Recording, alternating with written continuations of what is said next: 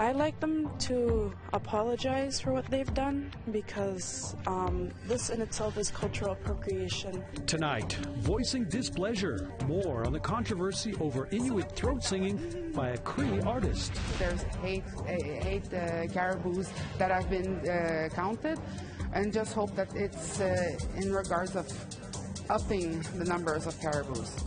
Caribou questions. Why Indigenous people are critical of Quebec's plans to save what's left of the population. Why is the only Indigenous theatre department on a national level in the world being denied twice from the Canadian government funding to do its base operations? No pay for play. The National Indigenous Theatre wants to know why the feds won't fund their work.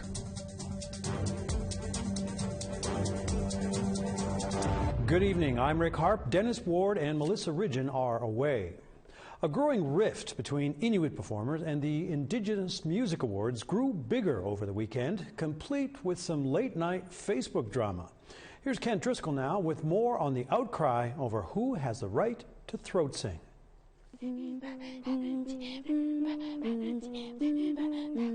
This is traditional Inuit throat singing. The nomination of a Cree performer who throat sings has a growing number of Inuit artists boycotting the Indigenous Music Awards. Inuit artists, including Polaris Prize winner Tanya Tagaq-Gillis and Juno nominee Kelly Fraser, have called for a boycott until the IMA includes an Inuk member on their board of directors. APTN is a major sponsor of the IMAs. They say throat singing for profit is something that should be reserved for Inuit artists. The IMAs have said they will add an Inuk member to their board, but did not rescind the nomination. Alika Kominopik is 17 and an Iqaluit-based throat singer and drum dancer. Here she's throat singing with her little sister, Aramea, and she agrees with her peers. Boycott the IMAs.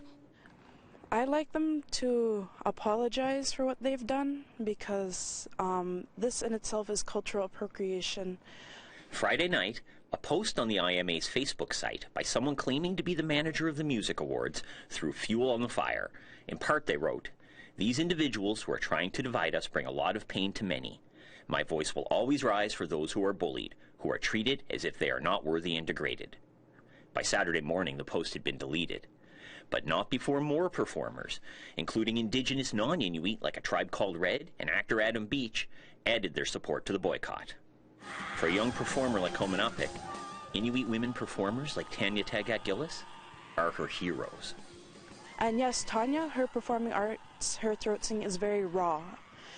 It's very emotional. It brings you up and down, and that's the beautiful thing about it. She's a beautiful performing artist, beautiful woman, beautiful soul, beautiful heart. Alika practices what she preaches, careful not to overextend when dealing with performance from different Inuit regions. Me as an Inuk throat singer, drum dancer, I will never use Western drum dancing, Western Inuit drum dancing, or Greenlandic mask dancing without a Western drum dancer or Greenlandic mask dancer present, because even being Inuk and it is somewhat a part of my heritage, it's still not directly my heritage, and it's not my place to represent it. Throat singing was banned by missionaries when Inuit lands were colonized, yet has returned to be a unique voice for Inuit. That took generations of determination, and the Indigenous Music Awards are now learning directly just how determined Inuit throat singers can be. Ken Driscoll, APTN National News, Iqaluit. And still with Nunavut, a new artistic commemoration of the territory's 20th anniversary was unveiled in Ottawa today. Entitled Sedna, this carving was uncovered by House Speaker Jeff Regan and Inuit artist Bart Hanna. A representation of a powerful figure in Inuit mythology, Sedna is eventually destined for the foyer of Centre Block. That is, once renovations there are completed roughly a decade from now. Until then, though, the carving will call the West Block of Parliament home. Despite the wait, Hannah's happy to see his work in public. Why is that? Because I've been doing artwork for most of my life, and today the Parliament Hill will be in Parliament Hill. It's to me very important.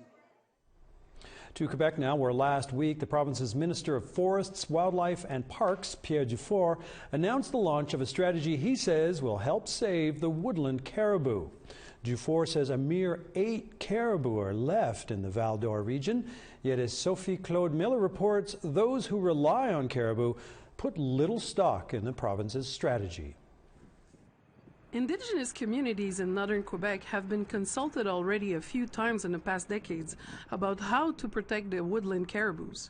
Now, people like Jimmy Papati are wondering how the province's strategy of consultation is any different than what he's seen before. Au cours de ma carrière, j'ai vu beaucoup de conférences qui ont été organisées par le gouvernement du Québec pour pouvoir sur la question du caribou. Et ce gouvernement-là n'est pas plus différent que des autres, dans le sens que ce qui se fait avec le caribou de Val-d'Or présentement, là, c'est tout simplement de tenir la population pas nécessairement très informée sur ce qui se passe dans les discussions de groupe. Et la population générale c'est ça, la population générale. Là, okay. Parce que quand on regarde, on parlait de partenaires, il n'y avait même pas d'Autochtones en avant avec eux autres. Là. Ils n'étaient pas là, les Autochtones. APTN asked Quebec's Minister of Forest, Wildlife and Parks about those previous consultations. Yes, of course, the Cree Nation and the Madame Jérôme from Lac-Simon are really concerned about what the caribou can be able to do, what we can do with the caribou situation. But we have to think about it, actually, what we're going to do exactly for them. But we know that they want to work with us. That's the main thing about it. I think if we want to have a society project, we need to have everybody together to try to find the way we can do something. The Indigenous tribes from the region are not the only ones worried about the local woodland caribou herd. Melissa Molin-Dupuis is an environmentalist. Now there's a consultation that has been ongoing since many years with the community. I've been hearing that it might be in September 2021, but there's also already ongoing consultation. So I was hearing about the Cree Nation that being talked with, and also the people from Lac-Simon. Some communities also out east in the Inuit Nation. What I might be looking for is more information on place to place, because there is a lot of projects that are being pushed forward. I'm just thinking about Lac-Simon that has protected areas that they want to develop to reintroduce caribou with new techniques and in a way not let go of the population of the Val d'Or herd. So that's interesting, but I really hope that it's going to be an engagement in not letting go of the population, because there's hate caribous that have been counted, and just hope that it's in regards of upping the numbers of caribous in the Val d'Or herd. Je dirais au Québec, peut-être où les troupeaux, il y a plus de troupeaux que Sud Val d'Or, il y aurait peut-être une chance. Mais Sud Val d'Or, on a embarqué dans des projets dans le fond, de prendre les petits du côté de la Sarre, puis de les réintroduire avec le troupeau de Val d'Or. Mais on sait que ça va prendre quelques années, mais d'ici quelques années, ça va être probablement trop tard. Not all nations agree with what should be done to protect the woodland caribou, but most agree that they should be consulted and say it's time to take action before it's too late. Jimmy Papati says his people have been telling the province to take action since 1985, when the Val d'Or caribou herd was at 50. Sophie Claude Miller, APTN National News, Quebec City. Time now for a quick weather and commercial break. When we return, how a new book hopes to prevent predation of Indigenous people in the streets of Montreal. Please stay tuned.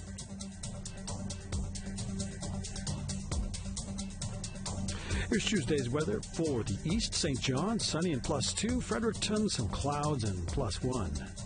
In Uktuak, mostly sunny, -9. Nain, cloudy, -3 with some rain. Chibougamau, partly cloudy, -3. Saguenay, about the same, -1. Sault Ste. Marie, 5 and cloudy. Ottawa, cloudy with some precipitation and 0. Ontario, Big Trout Lake, cloudy, -4. Timmins, cloudy with precipitation and 0. Puckatawagan, -1, partly cloudy. Churchill, sunny mostly, -11. Southern Manitoba, Dauphin, mostly sunny, +2. Winnipeg, about the same, +1. Saskatchewan. Saskatoon is mostly sunny and 8. Regina, about the same and 9. Uranium City, mostly sunny and 7. Meadow Lake, mostly sunny and 9.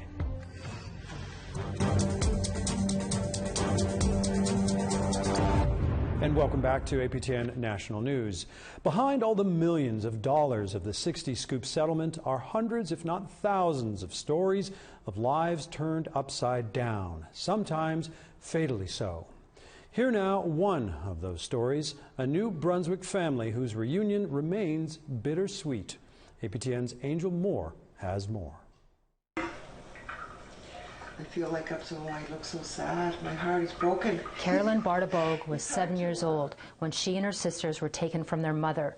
They remember that day as though it happened yesterday. I remember being under the bed, and when we moved the bed this way, we kind of rolled on that side, back and forth, back and forth. And when they couldn't get us one way, they scooped off the mattress, and we were like clinging onto the railings on the old spring bed. We were kicking and screaming and crying, and they put us in the back of a police car. And then just out of the blue, the RCMP came in and just took us. And they didn't even tell my mother where they're taking us. They were taken to live with 4 adults. They say they were abused and lost their cultural identity. We couldn't speak our language. And when we sat down to eat, we had to say it in French. And if we didn't say it right, we wouldn't eat. And I remember my sister finally saying it right. And when she ate, she choked. The teacher asked me, "What's your name?" I told her, "Dirty Pig." And she said, "No, you're not." She said, "Your name is Joanne." And so it was like that. The house they were sent to was just outside their community, Escanobaditch. A band member was hunting and saw the sisters in the yard and told their mother. She went to get her kids back and tricked the foster parent.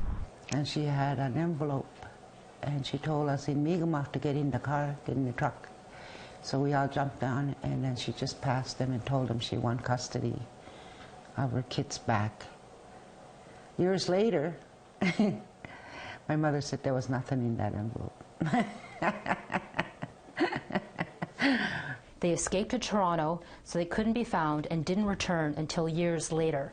The sisters realized the 60 Scoop is another part of many past traumas.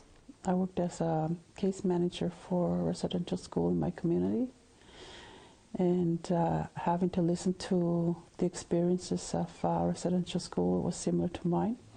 The sisters say the 60 Scoop settlement is just one step in the healing process, and it will be a long road for the entire community. Making sure that the support's there for the victims, for the folks that had to leave the communities and, you know, and live with another culture. The deadline to file a claim is at the end of August. Angel Moore, APTN National News, Escanobaditch. A new book on the ways by which predators target Indigenous people for sexual exploitation is now out. Its main focus, the City of Montreal, a collaboration with the local Indigenous community. The book's meant to prevent further predation, but as Tom Fenario tells us, not everyone is necessarily sure how to do that. We're not vulnerable, we're targeted. And that changed everything for me. Tina Pasukti has spent a lot of time on the front lines. The Inuk woman has devoted years of her life as an intervention worker, helping vulnerable Inuit on Montreal's streets. For me as a worker, the perception of sex work, of abuse was different. Because in the stories I would hear, it was a boyfriend, it was a friend, it was a trade-off, and it was survival. Pasukti is reading a passage she contributed for the book, My Friend, My Abuser. The book is a compilation of interviews with Indigenous victims of sexual exploitation and the frontline workers trying to help them. But the authors of the book are neither. They are police officers. Sometimes it's important to have the humility of recognizing that we don't necessarily hold all the best practices, and many times the people we work with are the ones that hold them. Jose Gonzalez is one of the officers who works for the Montreal Police's Survivors program. They are tasked with helping victims of sexual exploitation. The program currently has 3 Indigenous survivors who work on prevention and education, including giving sessions to police officers. But the sex worker advocacy group Stella says that's not addressing the root cause. There's at least one woman in our community who's missing right now, and the fact that she was criminalized and everyone around her is criminalized, not just for sex work, but for drugs, for occupation of public space, for when they give us conditions that we can't be outside after a certain time. Obviously, when you're homeless, that just attracts more police in your life. So that's what we need to get rid of. The book contains several passages of Indigenous women being targeted by predators at halfway homes, bus stops, and through social media. Wesley recommends that Montreal police take a page from Vancouver and cease enforcing laws with regards to consensual sex work. She says pre-existing laws against kidnapping should be used to end human trafficking. As for Pasukti, she just wants people to know that if they're in trouble, there's any number of organizations there to help. We're trying to figure out how can we do things differently? How can we move forward? We can't constantly be fighting one another. And so it's not perfect, but it is better than what we've had. Tom Fenario, APTN National News, Montreal. Another book to tell you about now, one with a similar aim of empowerment. Women from Vancouver's downtown east side have just released the publication Red Women Rising. Featuring candid interviews with women who've shared their experiences with violence, the book also offers recommendations on how to help those who need it most. APTN's Tina House has the details. Here on Vancouver's downtown east side, an ambulance is heard almost every 5 minutes. It's a place where addiction, poverty, and mental health problems run rampant. But for Veronica and some of the other women here, it's home. This is not a down here. Like every town and every city and every large community, we Indian people gather and it becomes our home. The Downtown Eastside Women's Center just launched a book called Red Women Rising. It's a compilation of 130 interviews with women who have survived these mean streets known as the Downtown Eastside. We've been researched to death down here. Yeah, that's right. And you know that any research that is done down here, the actual truth falls to the side, and of course it's all polished up to present and fit into criteria that come, especially when it comes to funding programs down here.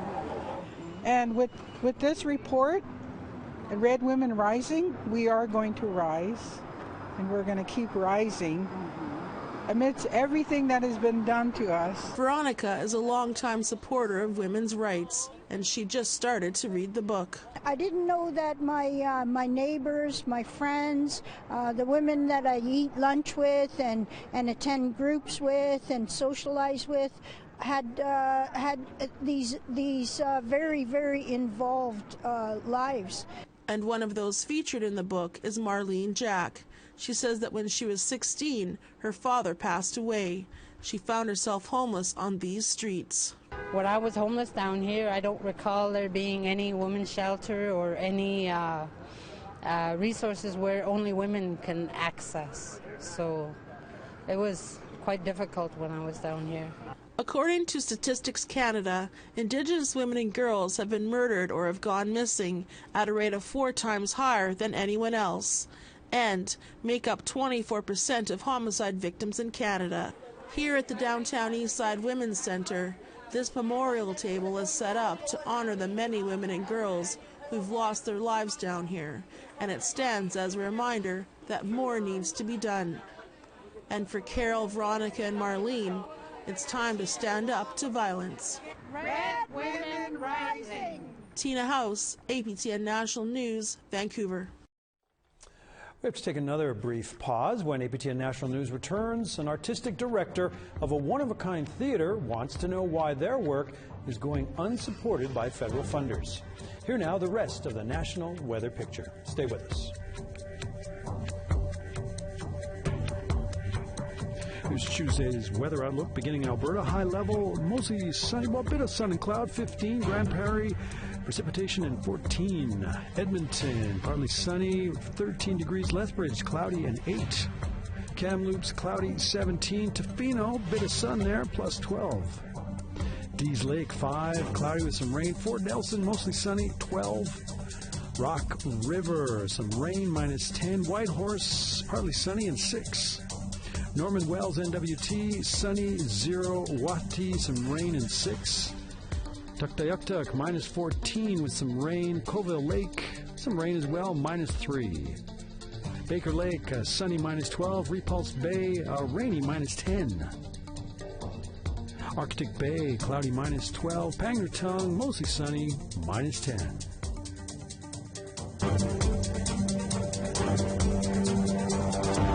And thanks for staying with us. The National Indigenous Theatre. It's said to be unique in Canada, yet so far that's apparently not been enough to attract federal financial support for its work. APTN's Amber Bernard pulls back the curtain on the funding frustration for its director. Kevin Loring directs the Indigenous Theatre Department at the National Arts Centre and has been trying to secure federal funding since 2017. The English and the French theatres are funded by the government, but the Indigenous unit was denied twice. One time you can sort of say, okay, yeah, maybe we'll try again next year, and twice in a row it sort of starts to send a signal. And so why, I have to ask, why is the only Indigenous theatre department on a national level in the world being denied twice from the Canadian government funding to do its base operations? APTN reached out to the Department of Canadian Heritage for an interview and they declined, but they provided this statement. In this specific case, we recently invested $225 million to support the renewal of the National Arts Centre, which highlights Canada's performing arts community. These investments demonstrate our commitment to artists and creators, including in support to Indigenous art. But according to the National Arts Centre, the $225 million went towards renovations. That went to the building. That $225 million did indeed come to the NAC, but that went to architectural rejuvenation. So we see the new buildings, the new rooms, the facelift of the NAC. Kenneth Williams was on the advisory board for the Indigenous Theatre section and says the $3.5 million request from the National Arts Centre shouldn't have been denied. This was an opportunity for the Prime Minister to make a statement. This is, part of the Truth and Reconciliation Commission's calls to action was for encouraging Indigenous arts, and this was a no-brainer, and it's actually such a small line item in a federal budget. The National Arts Centre is keeping the Indigenous theatre on a permanent basis, even without funding. But Loring says it's unfair the other sections at the theatre have to share their budgets. I can't help but feel like a burden. I can't help, just as a response to being the only department that has to, that doesn't have that support, feeling like, once again, we're the natives at the gates of the fort, right, begging for handouts. Like, we have to go to private donors and corporate donors to fund our existence at this point. The Indigenous Theatre will announce its lineup April 30th, even with the limited budget they have. Amber Bernard, APTN National News, Ottawa. And that's it for this Monday, April 8th. Your APTN National Newscast will be back tomorrow at this same time with more stories of what's making headlines across Indigenous country. I'm Rick Harp. Have a good night.